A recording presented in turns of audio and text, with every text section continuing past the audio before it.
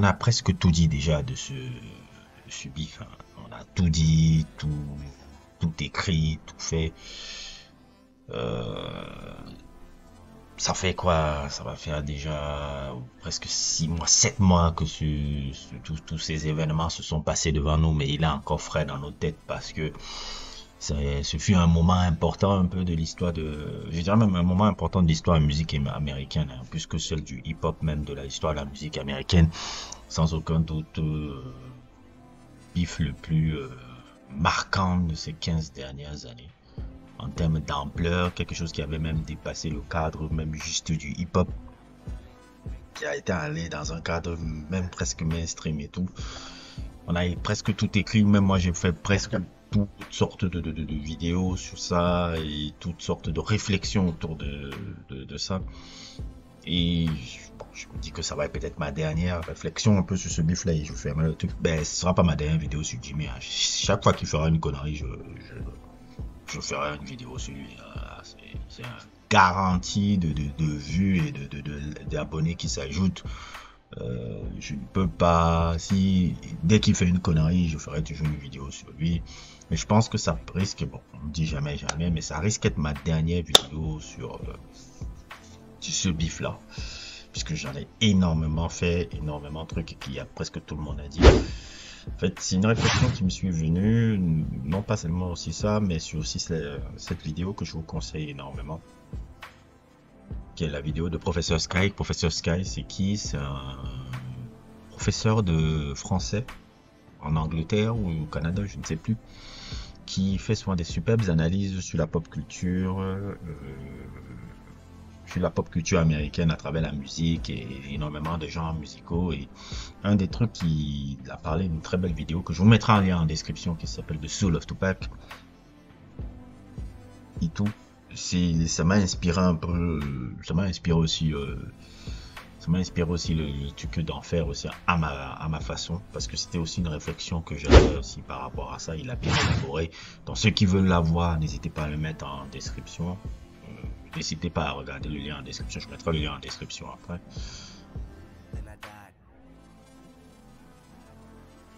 Ce bif là, qui était un bif, pas pour savoir qui était le meilleur, mais un bif beaucoup, beaucoup, beaucoup culturel, parce que tout ce qui a été important dans ce bif là, c'était la culture hip-hop, et surtout au milieu de ça, l'héritage hip-hop qui doit la modéliser, qui doit donner le ton. Drake donnait le ton sur cette culture-là pendant plus de, on va dire, je sens que le moment où il a vraiment pris le devant dans le délire, c'est à partir du bif contre Meek Mill, c'est ça, je pense que c'est ça. C'est à partir de là que Drake est devenu, qu'il a un peu, ce bif-là l'avait, comment dire, la victoire de ce bif-là l'avait consolidé aux yeux des gens comme valeur sûre du hip-hop, parce qu'il avait réussi à battre Meek Mill, qui est un battle rappeur à la base, avec tout. Donc ça l'avait consolidé dans l'image un peu de hip-hop maintenant, et il était validé comme tel. Il était validé comme tel et tout. Et tout a shifté.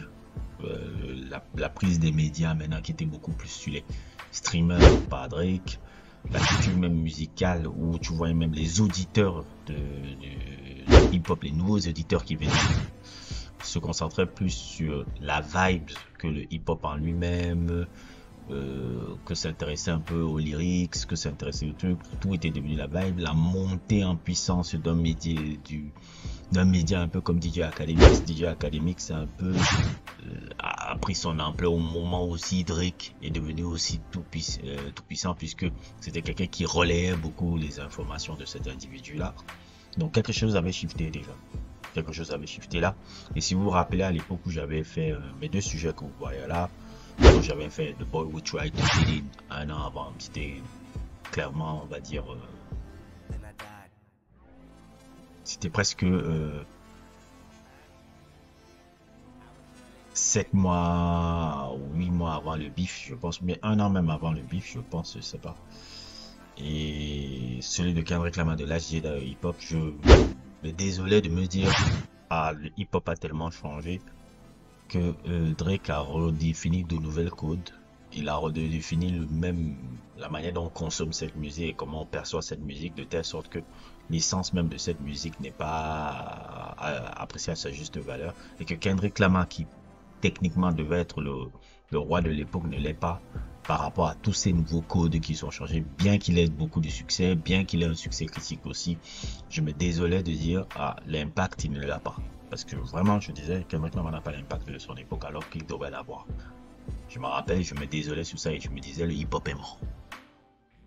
Le hip-hop est mort. Et c'était un peu le constat triste que je disais à l'époque. Si vous n'avez pas vu mon sujet, mes deux sujets sur le truc, n'hésitez pas à le regarder. Je l'ai fait bien avant le bif et vous allez voir que beaucoup de choses que je dis dans ces deux sujets, j'ajouterai même aussi le sujet qui apparaît là, Jimmy Brooks. Du coup, je parlais déjà qu'est-ce qui rivalise entre les deux. C'était bien avant le bif, hein, tous ces trois sujets, bien avant le bif. Vous allez écouter, vous avez l'impression que c'est en plein bif ou c'est après. Vous regardez les dates, c'est bien avant les bifs ce que je raconte là. C'est très bien avant les bifs. C'est pour ça que je suis un peu fier même de ces sujets-là, parce que j'ai dit waouh, j'avais tout juste depuis le début, mais bon, c'est des réflexions qui étaient là depuis 10 ans. Hein. Ouais, c'est des réflexions qui sont là depuis 10 ans. Je n'avais pas de page encore pour les exprimer, donc maintenant que j'ai pu la chance de les exprimer bien avant qu'il y ait eu ce bif-là, je suis bien content que j'ai pu les exprimer bien avant le bif. Comme ça, on peut voir que si j'avais un peu raison bien avant que ça soit trendy, parce que j'aime pas dire les choses quand c'est trendy, j'aime montrer que non, je sais anticiper les choses. Donc, voilà un peu. Et dans toute cette bataille culturelle qui se sont livrées à travers des Sneak D surtout et qui a explosé en 2024, il y a la bataille sur la culture du hip-hop et il y a la bataille sur l'héritage de Tupac. On peut dire tout ce qu'on veut, hein, qu'on soit croyant ou pas. Moi, je suis pas forcément quelqu'un de très religieux, mais je crois qu'il y a une force supérieure au-dessus de nous. Et celui qui est au-dessus de nous, c'est lui qui écrit c'est lui qui écrit les règles. C'est lui qui écrit les règles et c'est lui qui joue avec nous. Il fait ses choses sans qu'on le sache. Il veut parler du très haut et tout. C'est lui qui écrit ses règles. C'est lui qui écrit ses règles. Moi, souvent, il y a des choses comme ça que tu regardes, quand tu regardes un peu en profondeur, tu dis, vraiment, il y a un Dieu sur terre il sait ce qu'il fait. Il sait ce qu'il fait. Chaque fois que je vois cet article qui apparaît là, vous voyez cet article là qui est l'article de XXL de 2011. Cet article de XXL de 2011 un peu que vous voyez là, c'est un article où Kendrick Lamar, c'était à la période où Kendrick Lamar avait fait le son Beurre et des lives. Et on expliquait un peu ça, et on expliquait que la première rencontre de Kendrick Lamar et de Drake, à l'époque où il faisait un show à Toronto, ça avait été un 16 juin, le 16 juin 2011, qui se sont rencontrés pour la première fois, ces deux gars-là. Le 16 juin, c'est la date d'anniversaire de Tupac. C'est quand même marrant de se dire que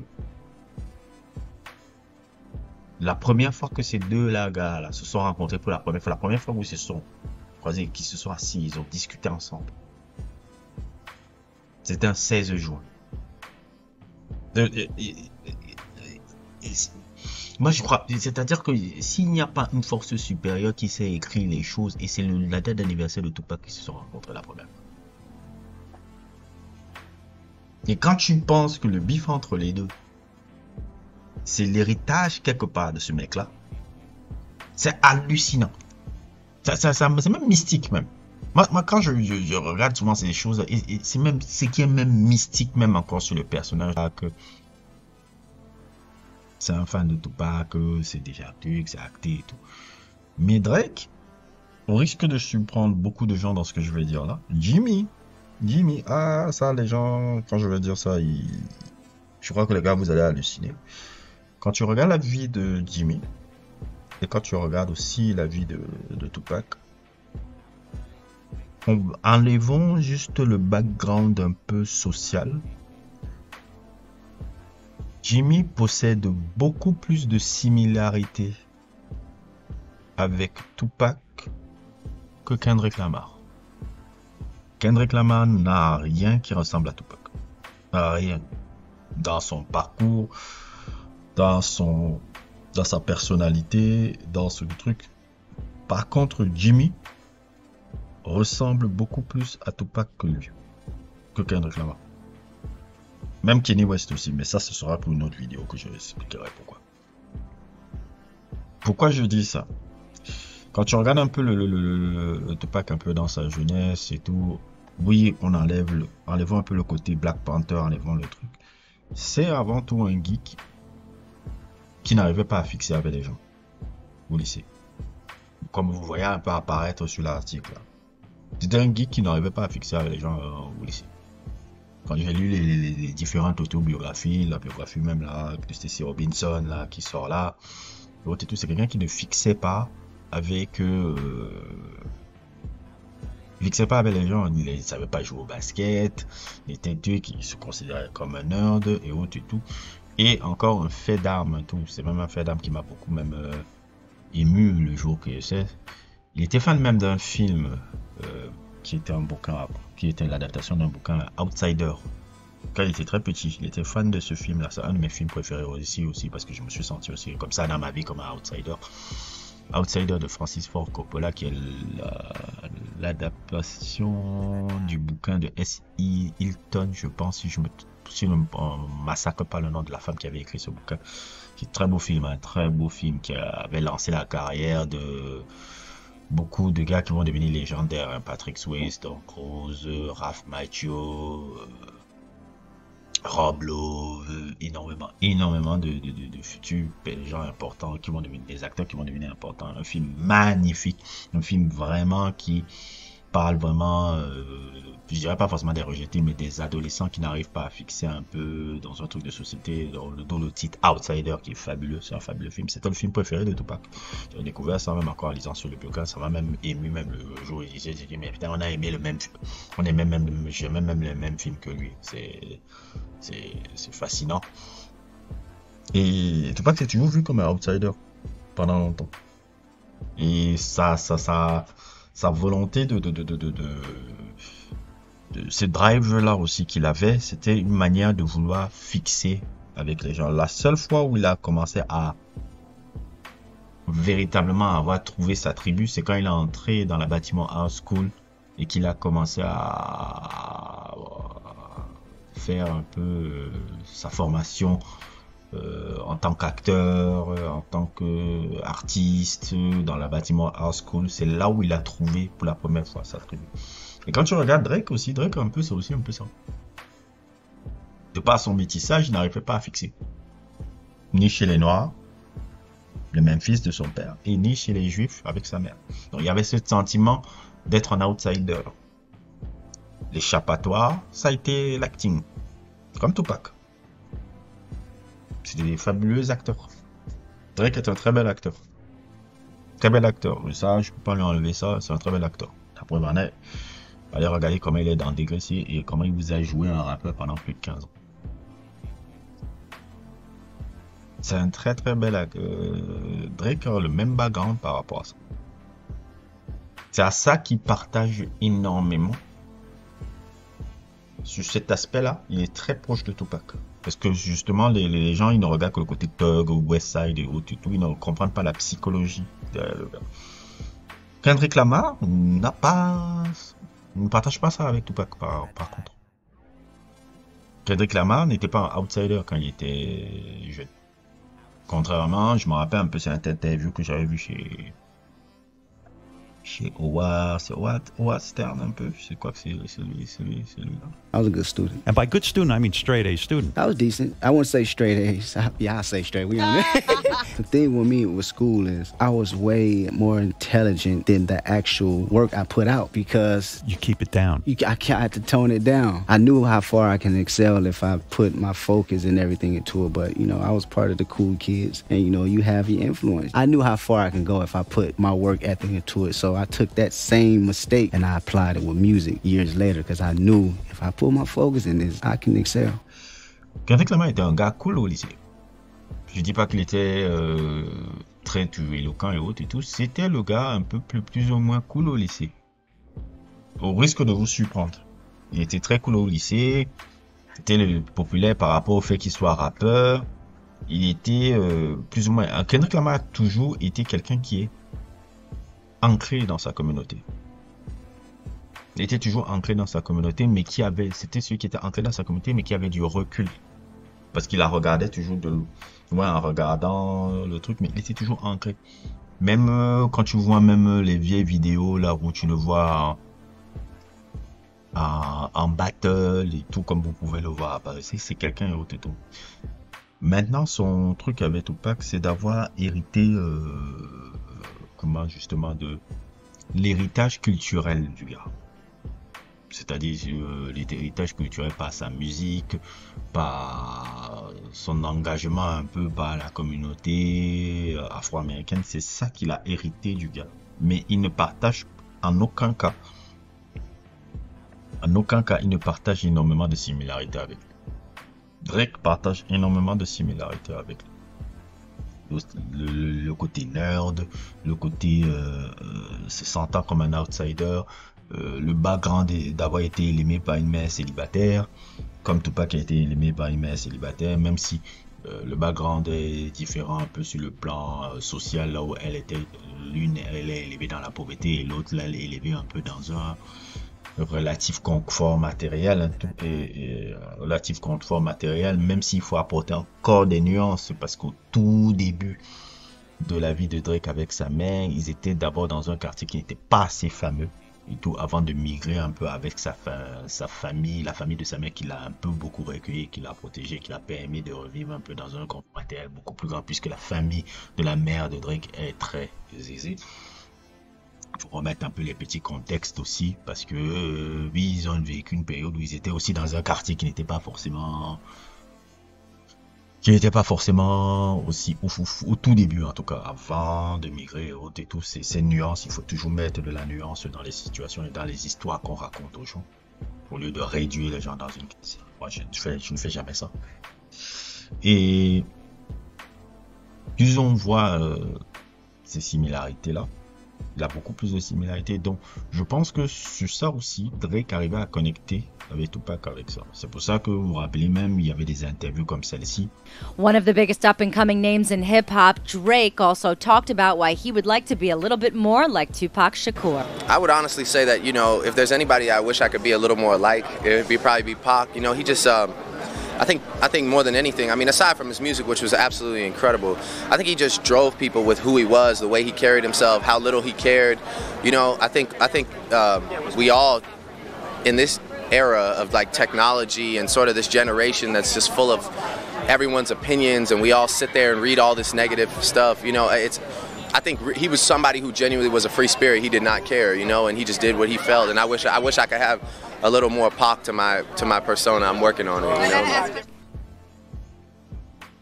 Oh, il parlait de lui de cette manière, cette capacité, cette volonté toujours de le cosplayer.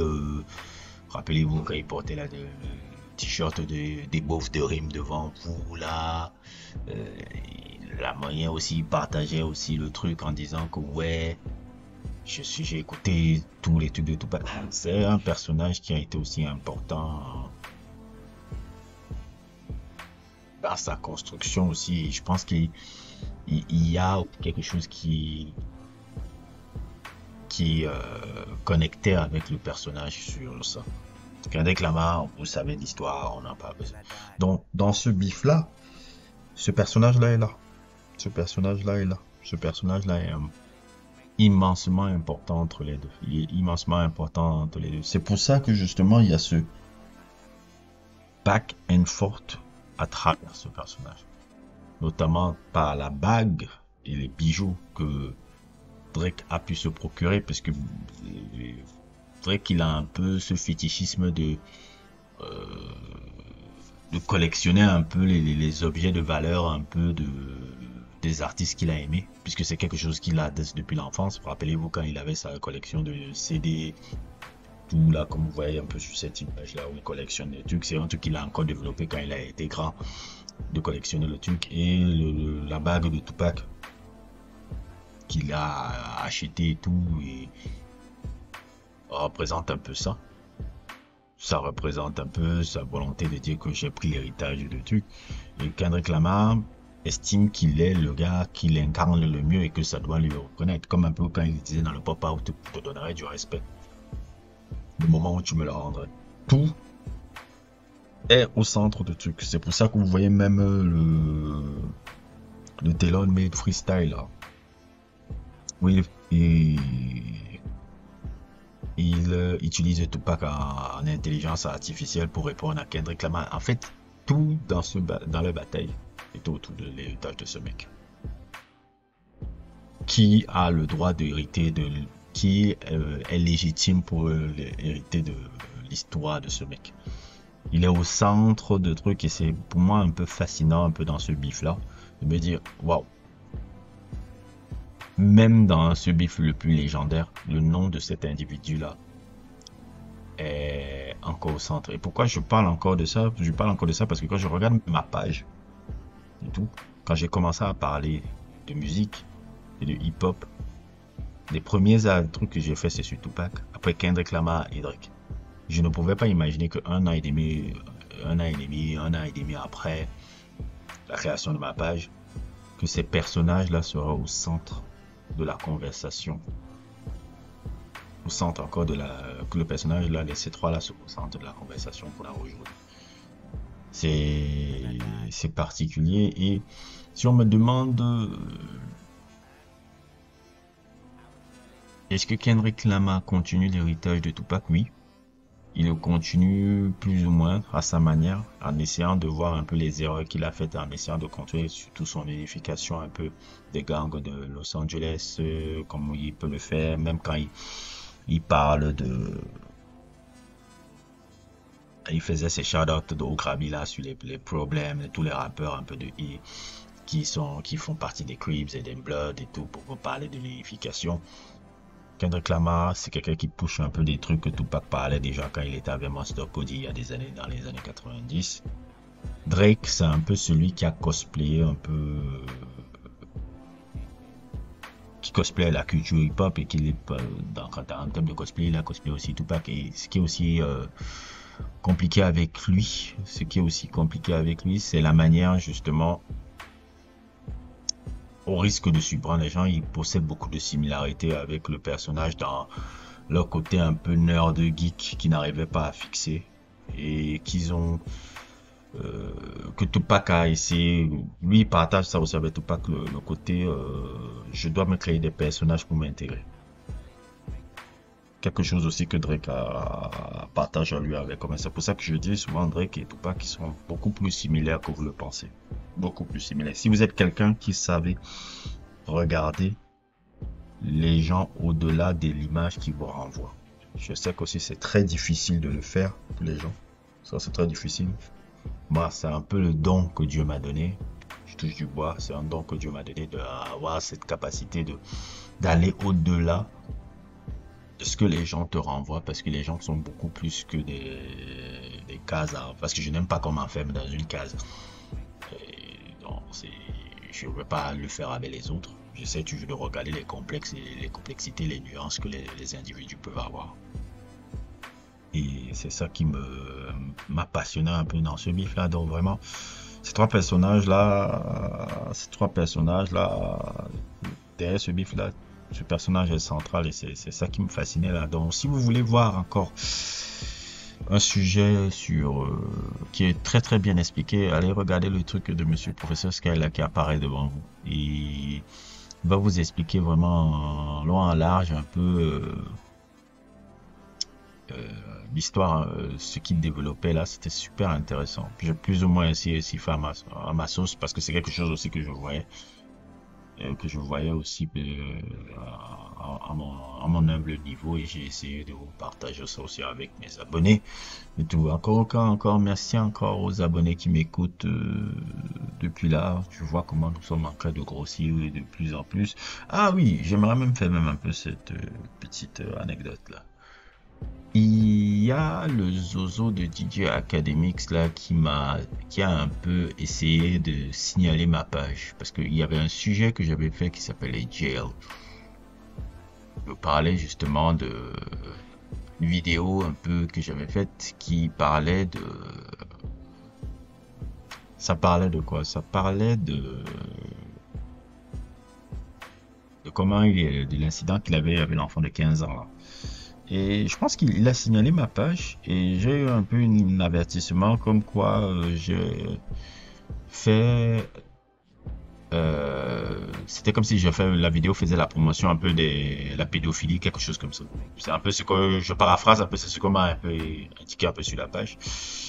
J'aimerais dire à cet individu là que t'inquiète pas, je vais faire encore une autre vidéo encore sur ça. Je ferai encore d'autres vidéos sur ça.